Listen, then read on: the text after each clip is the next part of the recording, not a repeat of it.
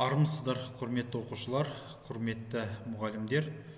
Қазір мен сіздерге қарапайым Google Планета Земля платформасы арқылы белгілі бір нысанның картографиялық дешифровка жасаудың әдістерін көрсетейін деп отырмын.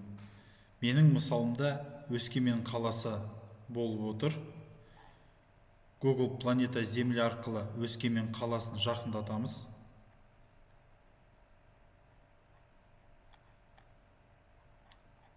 Өскемен қаласы. Енді Өскемен қаласындағы жібек маталар комбинатын мен мысал ретінде алғым келіп отыр.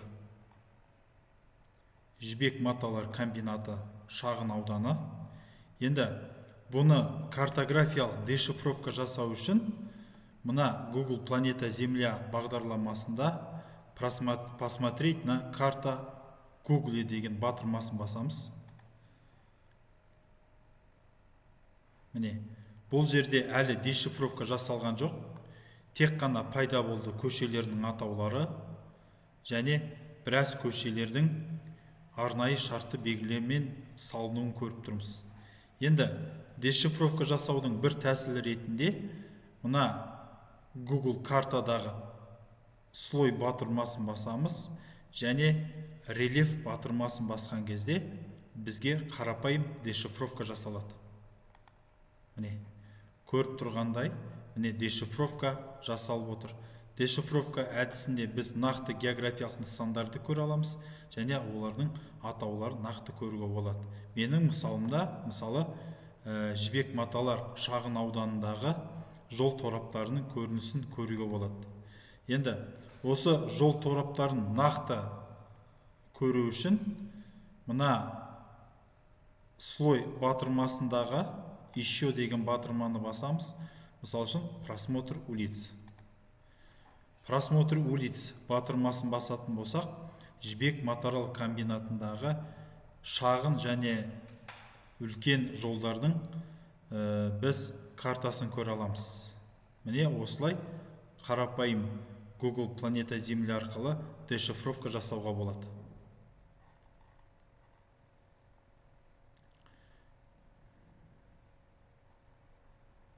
Сонымен қатар, белгілі бір көшедегі нысандарды, көшенің көрінісін дәл мысал ретінде, фото ретінде көріңіз келсе, мысалы кез келген көшені басайық. Мысалы, менің мысалымда Әл-Фараби даңғылының жоғары жағындағы шағын көшелер.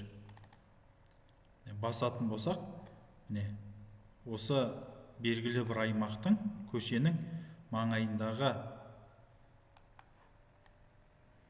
географиялық нысандарды жалпы көрінісін фото ретінде көруге болады.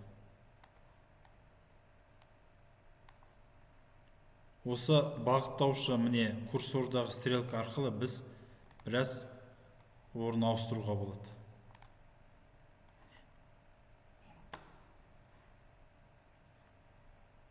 Міне, құрметті әріптестер, құрметті оқушылар, бұл дешифровка жасаудың қарапайым бір түрі.